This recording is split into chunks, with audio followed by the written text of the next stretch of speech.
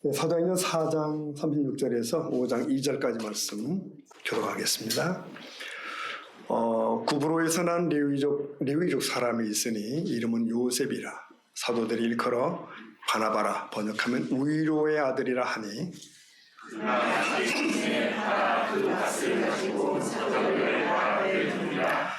아나니아라 하는 사람이 그의 아내 삽비라와 더불어 소유를 팔아 그 값에서 얼마를 감추매 그 아내도 알더라. 얼마나 가져다가 사도들의 발 앞에 두니. 아멘. 네, 특송 감사합니다. 네. 여러분, 성경에는 종종 좀 불편한 구절들이 있습니다. 근데 잘 이해가 안 되고 또 이게 하나님의 뜻 맞아 싶은 부분들이 있습니다. 그냥 믿기로 하긴 하지만 내내 의문으로 남는 그런 말씀들도 있고요. 네, 그런 구절들 중에 하나가 본문이라고 생각을 합니다. 본문은 얼핏 보면 좀 살벌한 느낌도 나죠. 한 부부가 교회에 헌금을 드렸는데 뭔가 잘못되어서 같은 날 둘 다 죽었더라. 이렇게 얘기가 진행된단 말이에요. 그러면 아니 그 정도의 실수를 했다고 해서 하나님이 그렇게 벌하셨을까 싶은 의문이 들지요. 만약 그렇지 않다면 거기엔 또 다른 깊은 교훈이 있지 않을까 하는 어떤 궁금증을 가지면서 이 말씀을 함께 살펴가도록 하겠습니다. 우선 이 사건이 일어난 당시의 배경을 살펴보겠습니다. 우리가 사도행전을 펴면 초두에 오순절 성령 강림 사건이 있지요. 그 오순절 직전에는 예수께서 승천하신 사건도 있습니다. 승천을 목격한 성도들이 흩어지지 않고 예루살렘으로 돌아와서 한 다락방에 모이죠. 거기서 기도에 전혀 힘쓰더라. 한 열흘쯤 후에 이들은 성령님의 놀라운 체험을 합니다. 가슴이 뜨거워지죠. 이렇게 성령의 능력을 입은 사도들은 밖으로 뛰쳐나가서 외치기 시작합니다. 너희가 죽인 그 예수가 그리스도라. 그러니까 당신들이 하나님이 보낸 구세주를 죽였다는 거예요. 자, 그것은 예수님 십자가 사건이 있었던 지 2달밖에 안 된 때입니다. 사람들의 머릿속엔 그 사건이 아직 생생해요. 반응이 났습니다. 아니, 그럼 우리가 구세주를 죽였단 말인가? 말씀에 찔림을 받은 이들이 돌아와서 회개를 하고 그리고 예수 이름으로 세례를 받기 시작합니다. 이 사도행전 기록에 따르면 그래서 하루에도 3,000이나 더하더라. 3,000명이나 더하더라. 이렇게 되어 있습니다. 그들이 성전으로 모인 거죠. 예루살렘. 그들은 메시아 예수를 보내주신 하나님을 찬미하고 또 말씀을 배우고 함께 교제하기 시작하는데 이게 지상의 교회 제1호입니다. 1호 교회. 당시 예루살렘에는 해외 각처에서 온 사람들이 머물고 있었습니다. 이른바 디아스포라 유대인이라고 불러요. 이들은 나그네 처지 아닙니까? 숙식이 문제예요. 그럼 그들이 다 함께 성전에서 지내게 된 겁니다. 그러면 그 많은 사람들이 먹고 자고 해야 될 거 아닙니까? 식량은 어떻게 조달합니까? 하늘에서 만나가 또 내리나? 사도행전 2장 44절 가보면 이렇게 되어 있죠. 믿는 사람이 다 함께 있어서 모든 물건을 서로 통용했고요. 45절 읽어볼까요? 또 재산과 거기까지 보겠습니다. 여기는 이게 보면은 지금 예루살렘 교회의 분위기가 설명이 되는 거예요. 무엇보다 성도들이 물질적 면에서 다른 성도들을 책임지고 있더라는 부분이 강조가 됩니다. 그러니까 예루살렘 교회 성도들의 이 같은 삶은 그들이 이 세상의 재물에 대해서 이기적이지 않았음을 보여주는 것이에요. 그들은 부활하신 주님에 대한 믿음 안에서 참된 삶을 확신하고 그걸 실천하기 시작한 거죠. 이런 저들의 삶의 모습은 주 예수의 부활을 증거할 수 있는 저력이 됩니다. 그리고 이 같은 모습은 서로 뜨겁게 사랑하는 교회의 본질을 드러내는 것이죠. 성도들은 하나님 사랑과 이웃 사랑이라고 하는 가장 큰 계명을 실행했고 그래서 예수의 가르침을 몸소 실천하기 시작한 겁니다. 이로써 천국의 모형인 교회의 모습이 드러나기 시작한 거죠. 자, 예루살렘 거리는 들썩들썩하기 시작했습니다. 복음은 힘차게 선포되고 병자들이 낫는 기적들이 나타나고 그렇게 되죠. 그러자 이 당국자들이 두려움을 갖게 됩니다. 사도들을 체포하기도 하고 그래요. 그러나 교회는 급성장을 하죠. 4장 4절에 가보면 거기 남자들만 해도 약 5천이더라. 5천 이렇게 나온단 말이죠. 그렇다면 그들의 가족들을 계산하기 시작하다 보면 그렇다면 전체 교인 수는 수만 명이 모였음이 분명합니다. 그러니까 은혜의 감격과 뜨거움이 그들을 뒤덮게 된 거죠. 자, 그런데 그러는 가운데 한 사건이 교회에 터지는 겁니다. 찬양과 감사와 이 부흥이 넘치는 예루살렘 교회인데 갑자기 누군가가 찬물을 퍼붓는 것 같은 사건이 벌어집니다. 바로 아나니아와 삽비라 부부의 사건이죠. 이 부부의 사건은 5장에 나타나거든요. 5장에. 그런데 여러분, 이 본래 성경은 이렇게 장절 구분이 없었어요. 원래는. 네. 근데 내용 훗날 편의를 위해서 사람들이 만드는 겁니다. 장절을. 그러므로 우리는 성경 읽을 때 때로는 장절이 없이, 그러니까 4장, 5장 구분 없이 쭉 읽어볼 필요가 있는 거예요. 흘러내려가는 겁니다. 자, 그렇게 보시고요. 4장 끄트머리 즈음에 가면 이런 말씀이 나오는데 4장 32절에 보면은 믿는 우리가 한 마음과 한 뜻이 되어 모든 물건을 서로 통용하고 읽어봅시다. 자기 재물을 없더라. 여러분, 이 기사는, 이 기록은 낯설지 않죠? 왜? 앞에 이미 비슷한 게 있었어요. 이 예루살렘 교회는 그러니까 처음부터 이런 분위기가 있었고 4장까지 온 겁니다. 네, 성령 충만한 성도들의 공동체에는 누가 강요하지 않아도 이런 일이 발생을 해요. 자발적으로 서로를 섬기고 자원하에 나누어 쓰고 이렇게 된 거죠. 그 예루살렘 교회의 분위기는 2장에서 시작되었고 그리고 지금 이 4장에도 이어져 오고 있는 겁니다. 그러면서 더 구체적인 내용이 하나가 더 추가돼요. 바로 4장 34절인데 보면 그 중에 가난한 사람이 없으니 이는 밭과 집이 있는 자는 팔아서 그 판 것의 값을 가져다가 45절 다 같이요. 사도들의 발 앞에 두매. 자, 이게 성령으로 충만한 예루살렘 교회 안의 분위기입니다. 자연스러운 분위기예요.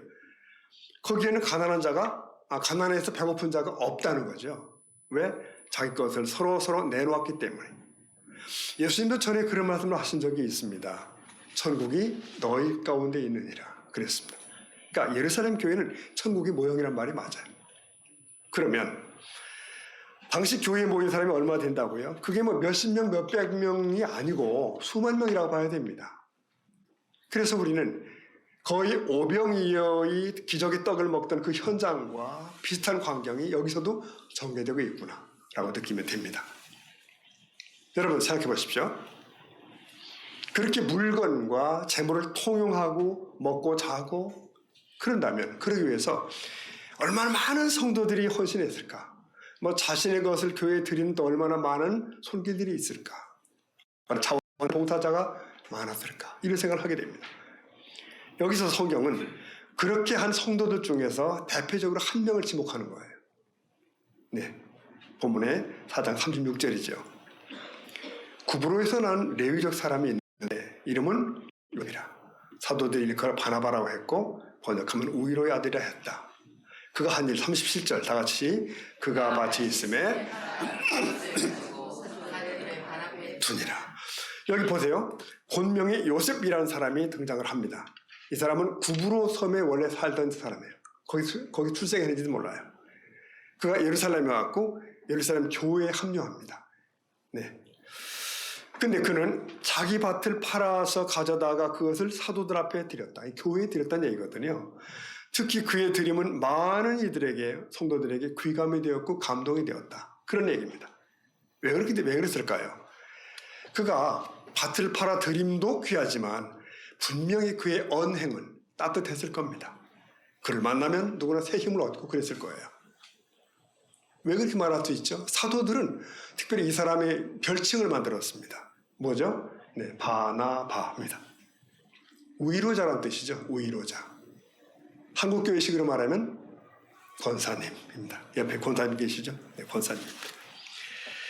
자, 그가 재산을 팔아 교회에 드린 이 조용한 헌신이 교회 안에 더 큰 어떤 그 감동을 불러일으킨 게 분명합니다.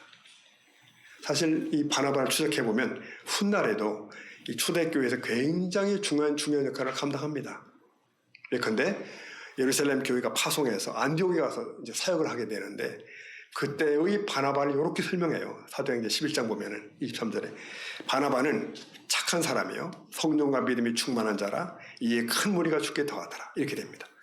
그러니까 바나바는 무엇보다도 이 사울을 이끌어낸 동역자로 유명해요. 사울이 그때는 아직 바울이 아니지 않습니까? 그럴 때인데 그를 끄집어내서 동역자가 될 수 있도록 돕는 결정적 역할을 바나바가 하죠. 자, 여러분 일단 여기서 우리가 이 얘기를 끝내도 괜찮습니다. 우리는 이 바나바를 통해서 너무나 큰 도전을, 큰 교훈을 받아요. 아, 주님의 교회는 어떤 식으로 섬겨야 되는구나. 성도들은 어떻게 섬길 수가 있구나. 이걸 우리 배우는 거예요. 그런데 자, 여러분 성경은 이어서 바로 붙여서 또 다른 사람을 언급을 합니다. 그러니까 우리 성경에 보면 4장이 끝나면서 바로 등장하는 거예요. 5장으로 넘어가면서 분위기가 급변하죠. 여기 아나니아와 삽비라 부부가 등장을 합니다. 이렇게 부부가 두 사람이 이름이 다 나오는 경우도 흔치는 않죠. 어쨌든 이 두 사람도 예루살렘 교회의 교인입니다. 우리식으로 말하면 직분자쯤 될 것 같습니다. 보십시오. 5장 1절에 보면 이렇게 되죠. 네, 읽어봅니다. 시작. 아나니아라는 사람이 소유를 여러분 이 부분만 보면 이 부부가 이들이 한 일도 바나바와 비슷하잖아요. 네, 비슷합니다. 그들도 소유를 팔았고 교회를 섬기고 성도들을 섬기는 거예요. 자, 그런데 원래 원어 성경에 보면은 이 5장 1절의 앞부분에 한 단어가 있다고요. 그게 그러나라는 단어입니다. 그러나. 그러니까 이렇게 시작돼야 돼요. 그러나 아나니아라는 사람이 있어서 그의 아내와 더불어. 이게 5장 1절이에요. 여러분 그러나라는 단어가 언제 쓰이는지 잘 아시죠? 네, 앞에서 이야기한 내용과 전혀 상반될 만한 경우를 얘기할 때 그러나 이렇게 시작하잖아요. 성경 저자는 앞에 나온 바나바의 헌신을 쭉 서술하고 뒤 이어 나오는 아나니아 부부의 행위를 지금 막 대조시키는 거예요. 그러나 그러면서 사실 부부도 잘했고요. 온 교회 모범이 될 수 있었던 거죠. 근데 문제는 그러나가 붙어요. 그러나 의도적으로 두 경우를 대비합니다. 왜요? 그들 부부가 한 일을 잘 보라는 거예요. 잘 보라. 5장 2절 읽어봅니다. 시작. 그가 앞에서 얼마를 감춤해 얼마만 가져다가 자, 분명히 바나바의 재산 헌납과 상반되는 지금 사건인 게 분명합니다. 아나니아와 삽비라는 예루살렘 교회의 초기 교인으로서 유대인 부부인데 조사해 보니까 아나니아라고 하는 이름은 아나니아라는 이름은 여호와는 은혜로우시다 이런 뜻이거든요. 여호와는 은혜로우시다. 유대인들이 많이 사용하는 경건한 이름이에요.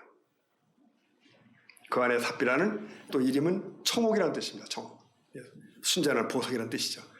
자, 그러면 이 이름으로 볼 때 이들 부부는 헬라파 유대인이 아니다. 즉 외지에서 온 분이 아니라는 거죠. 본토 출신의 정통 히브리파 유대인이 분명해요. 우리식으로 말하면 소위 믿음의 가문 사람이에요. 그러나 여러분 경건한 이름이 경건한 가문이 그 사람의 신앙을 보장하지 않는다는 것. 네, 보십시오. 이들 부부가 한 일을 보겠습니다. 이들은 서로 지금 상의를 하죠. 참 사이도 좋아요. 그리고 재산을 처분해요. 바나바와 마찬가지로 그 돈을 교회에 드리기로 해요. 거기까지 같아요. 그런데 그 재산을 파는 것에 대해서 얼마를 떼어 감추기로 하죠. 그리고 전체가 아닌 일부만 헌납하게 되는데 그 결과 뒤에 보는 무서운 일이 전개됩니다. 자, 이 사건에서 우리는 몇 가지 좀 짚어봐야 할 것이 있습니다.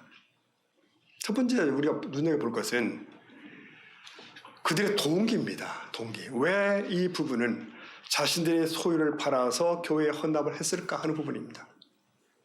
이들 부부의 행위가 바나바의 헌신에 뒤이어서 나타났다는 점을 우리는 주목합니다.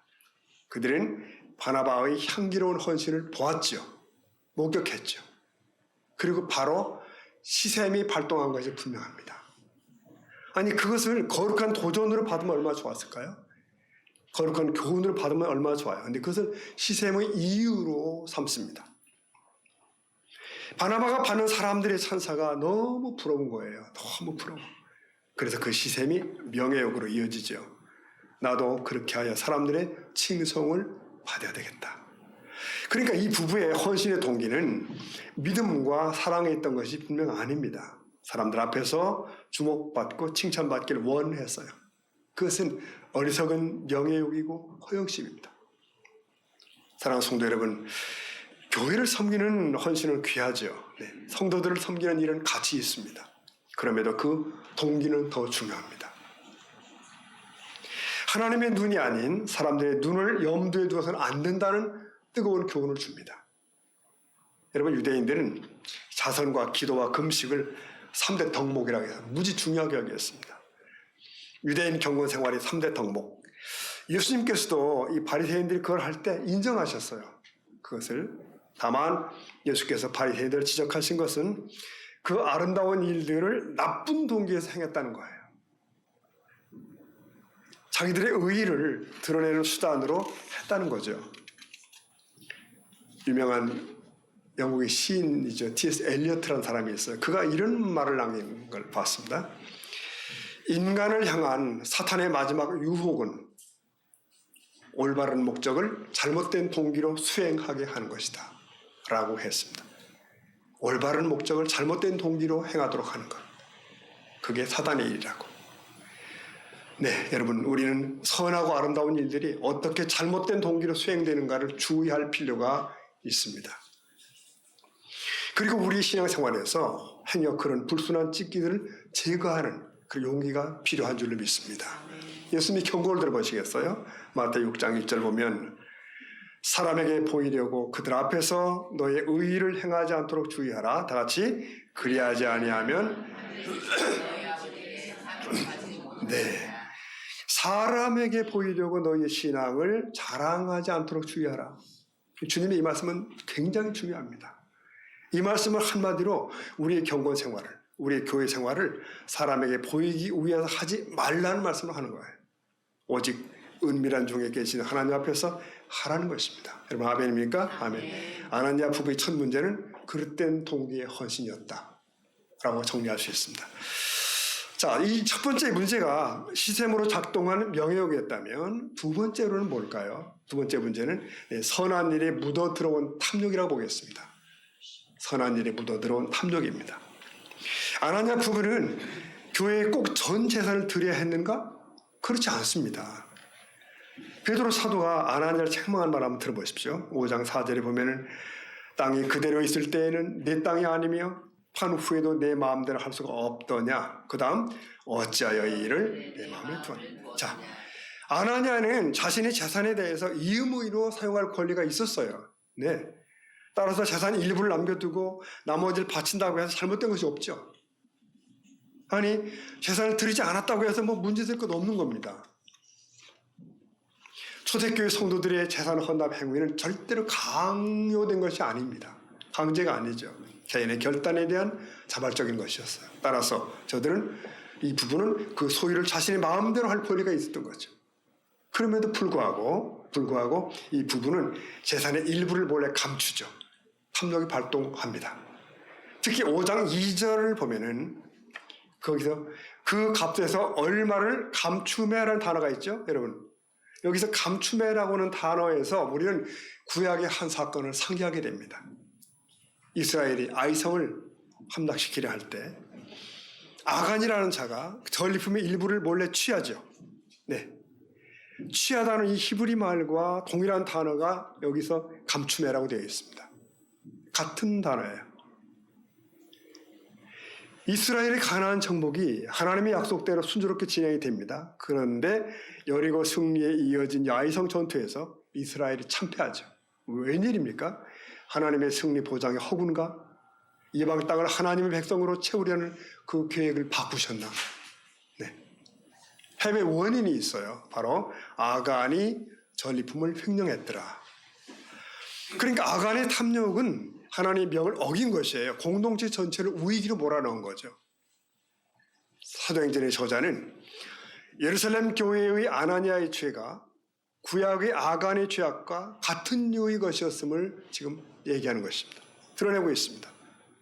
아간이나 아나니아나 공통적으로 재물에 대한 탐욕으로 행하고 있는 거죠. 그래서 공동체를 속이고 하나님을 거스르는 죄악을 결국 범합니다.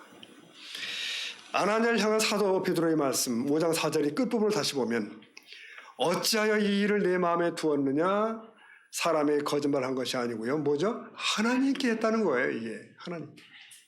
그 땅은 팔기 전에도 네 것이었고 판 뒤에도 네 마음대로 할 수 있는데 왜 거짓으로 위장했냐는 거죠. 그대는 사람을 속인 것이 아니라 하나님을 속인 것이다. 그렇습니다. 아나니아의 잘못은 재산 처분에게 일부를 헌납했다는 데 있지 않습니다. 일부를 드려도 문제가 없어요. 그런데 일부를 빼내고 나머지로 전부인 양 위장했다는 데 문제가 있죠. 그래서 공동체를 속이고 하나님을 속이려 한 거죠. 저들 부부는 진리 안에서 하나가 되지 못하고 거짓을 꾸미는 일이 하나가 되었다. 안타까움이 있습니다. 여러분, 시샘으로 시작된 일은 결국 탐욕으로 얼룩지고 말았습니다. 시작이 잘못되었으니 과정도 엇나가는 것이 당연한지도 몰라요. 아마 당연한 수순이겠죠. 소유를 감춘 이유는 무엇입니까? 명예에 대한 욕심은 컸지만 물질에 대한 아까움은 더 컸던 거죠. 탐욕이 작동을 해요. 그리고 여기서 저는 이런 합리적인 추론을 해보려고 합니다. 이들 아나니아 삽비라 이들 부부는 아마도 이런 생각을 했을 수 있어요. 우리가 그래도 바나바보다는 더 많이 내놓는다. 더 많다. 더 많이 드리는 거야. 왜 이런 추측이 가능할까요? 바나바는 레위인입니다. 레위 지파는 본래 자기 땅이 없어요. 경장용 토지는 소유하지 못하게 돼 있어요. 그저 자기 집 주변에 채소를 기를 작은 밭대기, 텃밭 같은 거, 그 정도가 가능합니다. 자, 여러분 본문을 잘 보면 볼 수 있는데 바나바는요 밭을 팔았습니다. 아나니아는 소유를 팔았어요. 그리고 그 소유는 땅이었습니다. 부동산이에요. 그러므로 드린 양으로 치면 둘을 비교할 수가 없어요. 아나니아가 훨씬 많이 드렸을 겁니다. 바나바보다. 그러나 우리는 알게 됩니다. 질로서는 바나바가 훨씬 더 귀하다는 것. 텃밭을 팔고 나면 정말 자기 소유라고는 하나도 남지 않았을 수 있지요.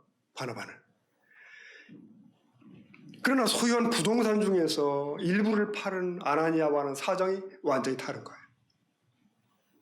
바나바는 예수 그리스도의 은혜 안에 들어와서 하나님의 참 사랑을 깨닫게 되었고 재산과 돈에 집착할 이유가 없어졌고요. 세상에 없어질 것들보다 오직 하나님 나라 확장하는 일에 삶을 드리기로 결정한 사람이에요. 바나바는. 주님의 교회 공동체를 위해서 그래서 자기 전부를 드린 거죠. 이걸 순전한 헌신이라고 보는 겁니다. 바나바는 탐욕을 넘어섰고 아나니아는 그 탐욕에 걸려 넘어집니다. 네, 저와 여러분은 바나바의 줄에 서야 될 줄 믿습니다. 네.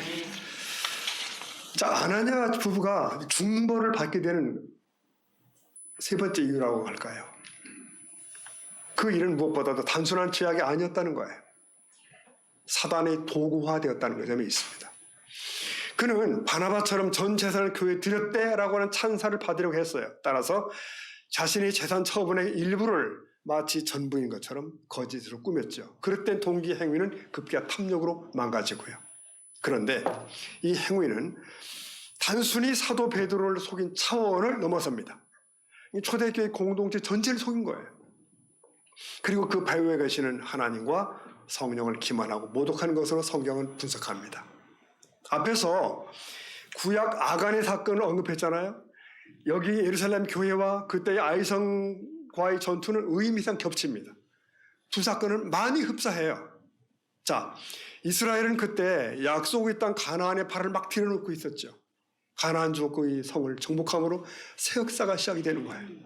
하나님은 그 백성을 이끌고 40년을 끌고 왔습니다. 이제는 이 약속의 땅에서 거룩한 나라를 막 시작하는 거예요. 과거는 끝났고 하나님 나라의 새 역사가 시작이 되는 거죠. 그 엄중한 시간에 아간은 탐욕에 따라 전리품을 숨기죠. 그것은 하나님의 역사를 정면으로 가로막는 사단의 일이에요. 만일 아간을 이스라엘 공동체에서 제거하지 않으면 그 반역은 공동체 전체에 누룩같이 번질 것입니다. 거룩하신 하나님이 도저히 그들과 함께 할 수가 없게 되는 거죠. 그럼 이제 어떻게 해야 되죠? 그래서 아간 한 사람을 단호하게 정리를 하신 겁니다. 지체 없이. 하나님의 거룩한 공동체 전체를 성결하게 유지해야만 했기 때문이죠. 여러분, 그로부터 1500년 예루살렘 교회에서 거의 흡사한 일이 발발한 겁니다. 아나니아 부부는 탐욕에 따라 행동했는데 그들은 초대교회가 출발하며 새 역사가 시작되는 이 시간에 거짓을 행합니다. 그는 사단의 농간에 빠져서 일부를 감추고 그렇게 합니다. 이제 그의 거짓은 교회를 해치려는 사단의 도구가 됩니다. 그것은 누룩처럼 거룩한 공동체를 오염되게 할 것이었어요. 5장 3절 다시 보면 베드로가 이르되 아나니아야 어찌하여 사단이 내 마음에 가득하여 내가 성령을 속였고 땅값을 감췄는가. 그러니까 그의 행위는 단순히 사람을 속인 것이 아니라는 거예요. 그의 마음은 이미 사단에 사로잡힌 사단의 도구가 되었다는 사실이죠.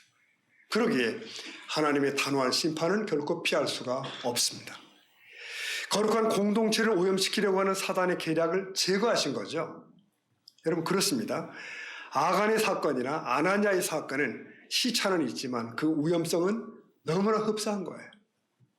그들은 감히 하나님의 역사를 흐트러뜨리는 행위를 자행합니다. 이것은 단순히 사람의 짓이 아닌 사단의 도모예요. 그렇습니다. 예루살렘 교회는 지상에 하나님의 교회가 시작되는 그 현장입니다. 새 이스라엘인 성도들로 인해서 이 땅의 교회가 시작이 되는 거죠. 놀랍고 새로운 구속사의 출발이에요. 여기에 사단이 개입하려 한 것입니다. 그러나 여러분, 하나님의 역사는 절대로 막지 못합니다. 네. 성령 하나님께서는 사단의 이러한 음모를 아셨습니다. 그리고 그 시도를 엄단하심으로써 출발하는 교회를 깨끗하게 정화하십니다. 그래요. 하나님은 저들을 벌하기 위해서 저들을 죽이신 것이 아니에요. 교회를 저들로부터 지키시기 위해서 그와 같은 일을 하셨던 것입니다.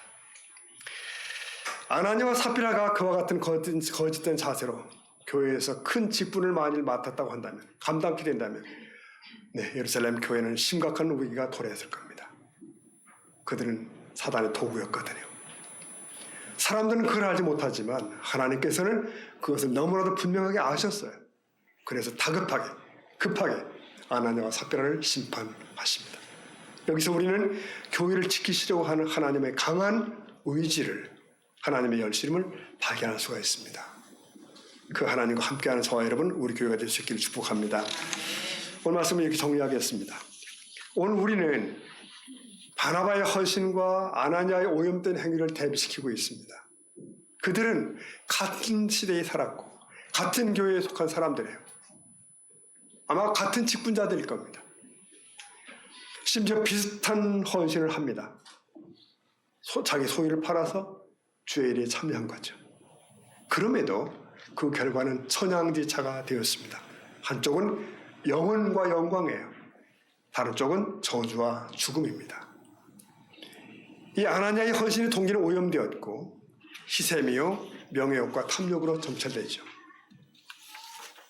성도 여러분, 뒤돌아봅니다. 그리고 오늘을 살펴봅니다. 우리의 헌신과 충성은 어떤 것일까? 아나니아와 삽비라는 가난한 형제들을 도우려는 것이 아니었습니다. 자신들이 명예와 그리고 자만심의 충족을 위해서 소유를 드린 거죠. 결국 성령을 속였고 급사하는 비참한 결과까지 맞이하게 됩니다. 이런 깨달음을 우리가 당연히 얻습니다.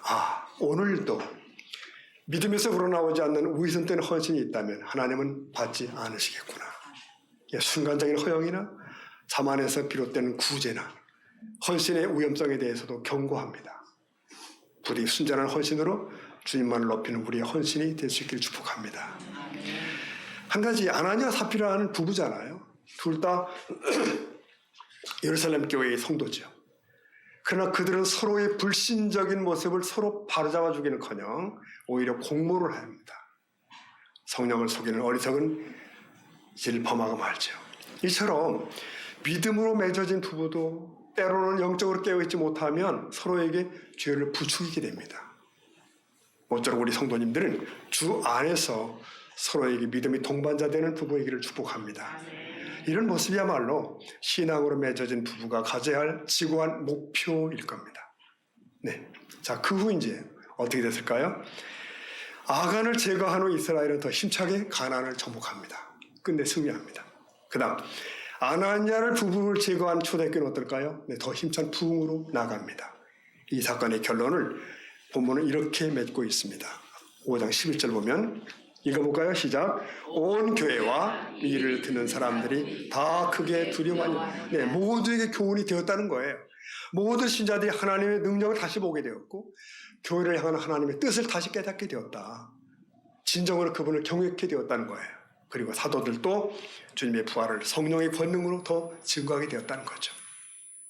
여러분, 그런 신자와 그런 사도들이 함께하는 이 공동체에는 날마다 하나님의 은혜가 넘쳤을 겁니다. 그렇습니다. 하나님은 여러분 아나니아를 죽인 것이 아니라 예루살렘 교회를 살리신 겁니다. 모든 지체가 한마음 한뜻이 되도록 교회를 지키신 겁니다. 우리는 바나바인가 아나니아인가? 여러분 끝까지 바나바의 길을 달려가는 저와 여러분 될 수 있기를 축복합니다. 아멘. 기도하시겠습니다.